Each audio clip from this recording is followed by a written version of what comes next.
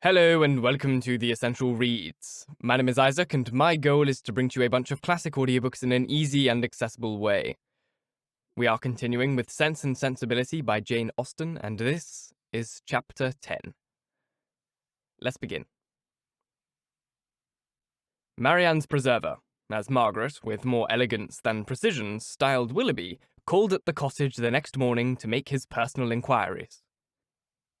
He was received by Mrs. Dashwood with more than politeness, with a kindness which Sir John's account of him and her own gratitude prompted, and everything that passed during the visit tended to assure him of the sense, elegance, mutual affection, and domestic comfort of the family to whom accident had now introduced him. Of their personal charms he had not required a second interview to be convinced. Miss Dashwood had a delicate complexion, regular features, and a remarkably pretty figure. Marianne was still handsomer. Her form, though not so correct as her sister's, in having the advantage of height, was more striking. And her face was so lovely that when, in the common cant of praise, she was called a beautiful girl, truth was less violently outraged than usually happens. Her skin was very brown, but from its transparency, her complexion was uncommonly brilliant. Her features were all good. Her smile was sweet and attractive, and in her eyes, which were very dark, there was a life, a spirit, and eagerness which could hardly be seen without delight. From Willoughby, their expression was at first held back by embarrassment, which the resemblance of his assistants created.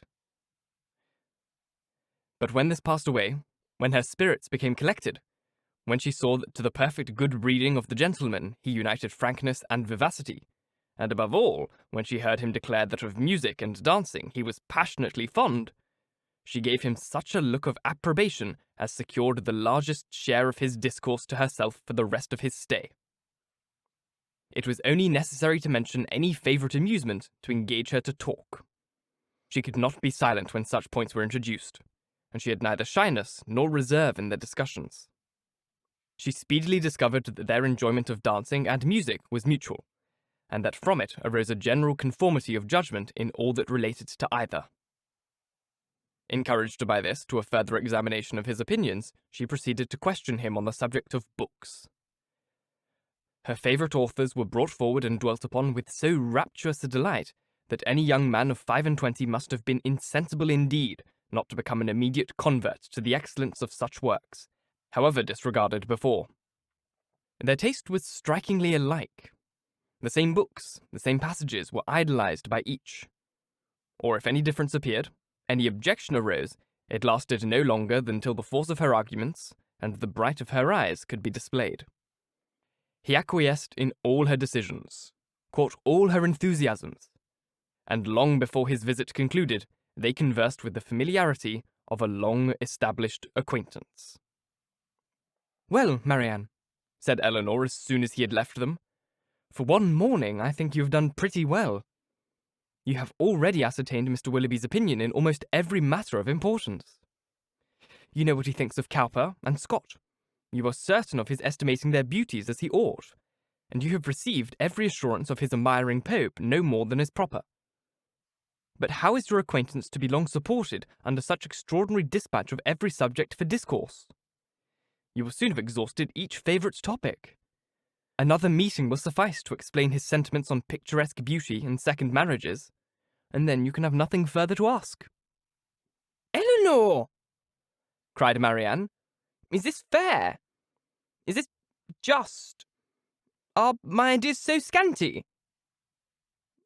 But I see what you mean. I've been too much at ease, too happy, too frank. I've erred against every commonplace notion of decorum. I've been open and sincere where I ought to have been reserved, spiritless, dull, and deceitful. Had I talked only of the weather and the roads, and had I spoken only once in 10 minutes, this reproach would have been spared."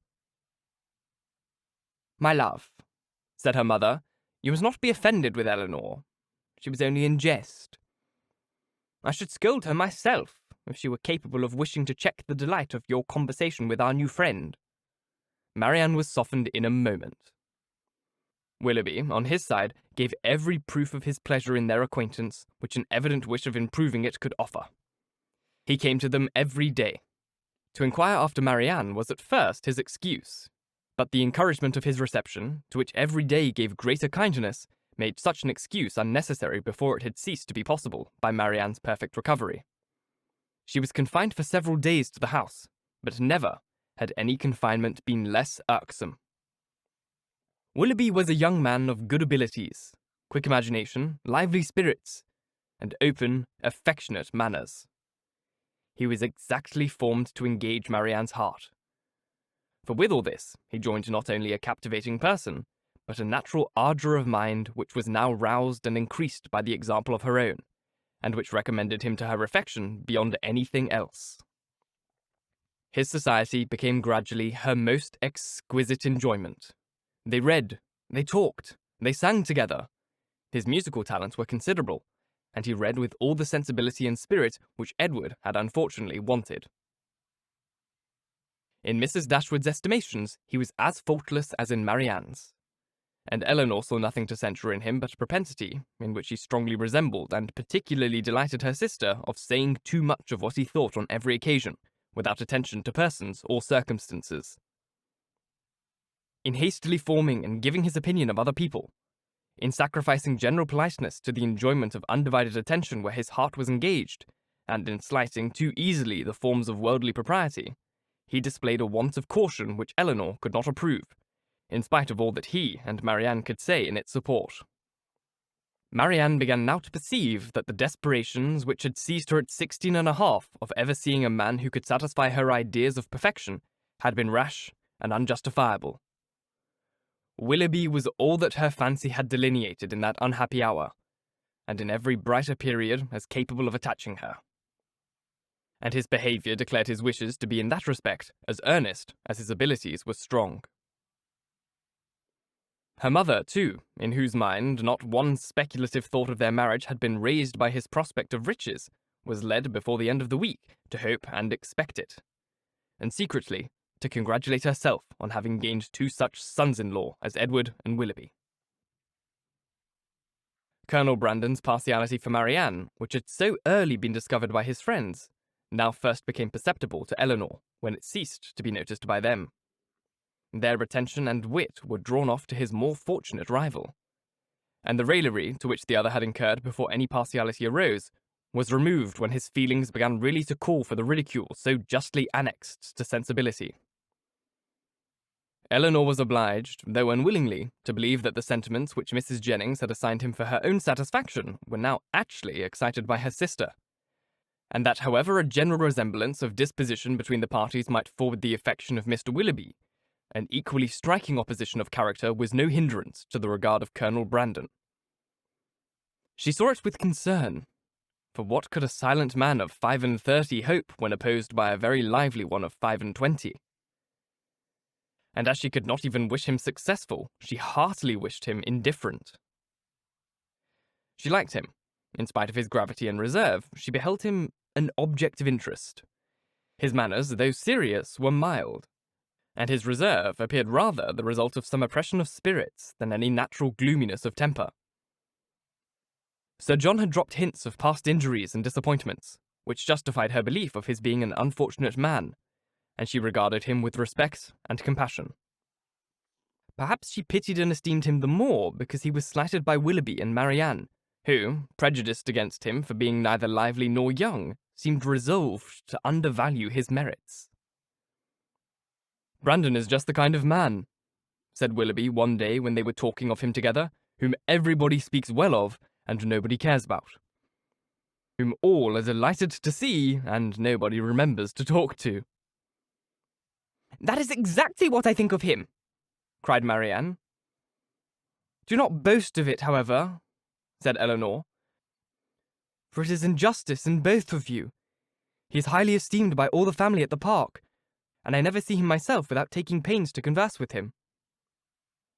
"That he is patronized by you," replied Willoughby, "is certainly in his favour, but as for the esteem of others, it is a reproach in itself. Who would submit to the indignity of being approved by such women as Lady Middleton and Mrs. Jennings that could command the indifference of anybody else? But perhaps the abuse of such people as yourself and Marianne will make amends for the regard of Lady Middleton and her mother. If their praise is censure, your censure may be praise, for they are not more undiscerning than you are prejudiced and unjust. In defense of your protégé, you can even be saucy. My protégé, as you call him, is a sensible man, and sense will always have attractions for me. Yes, Marianne, even in a man of 30 and 40. He has seen a great deal of the world, has been abroad, has read, and has a thinking mind.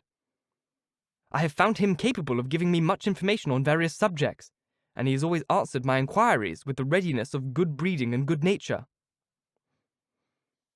That is to say, cried Marianne contemptuously, he has told you that in the East Indies the climate is hot and the mosquitoes are troublesome. He would have told me so, I doubt not, had I made any such inquiries, but they happened to be points on which I had previously been informed. Perhaps, said Willoughby, his observations may have extended to the existence of nabobs, gold moors, and palanquins. I may venture to say that his observations have stretched much further than your candour. But why should you dislike him? I do not dislike him. I consider him, on the contrary, as a very respectable man, who has everybody's good word and nobody's notice.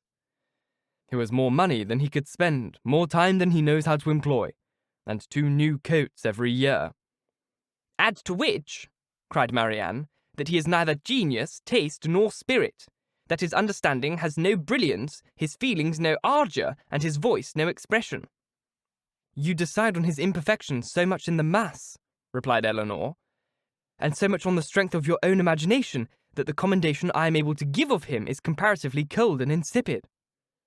I can only pronounce him to be a sensible man, well-bred, well-informed, of gentle address, and, I believe, possessing an amiable heart. Miss Dashwood, cried Willoughby, you are now using me unkindly. You are endeavouring to disarm me by reason and convince me against my will. But it will not do. You will find me as stubborn as you can be artful. I have 3 unanswerable reasons for disliking Colonel Brandon. He has threatened me with rain when I wanted it to be fine. He has found fault with the hanging of my curricle, and I cannot persuade him to buy my brown mare.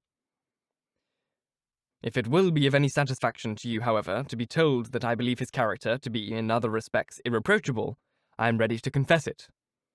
And in return for an acknowledgment, which must give me some pain, you cannot deny me the privilege of disliking him as much as ever. Thank you so very much for listening. If you enjoyed, please like, comment, share, all that jazz. And if you really enjoyed, do subscribe, because there is more to come. It's a long book, but I'm really enjoying it so far. I hope you are too. If you're listening on podcasts, please leave a review, as it helps get this in front of as many people as possible, and reading your reviews really, really makes my day. If you want to support the show further, you can click on the link in the description box, the link which is on screen if you're watching on YouTube, or you can just do a direct donation on YouTube. It's a great way to support me and other little creators on YouTube. It really, really means a lot and helps us, improve our spaces that we can do this thing in. It helps us, pay for rent and food, etc., etc., etc. So if you could do that, it would be marvellous. Once again, thank you so very much for listening, and until next time, bye-bye.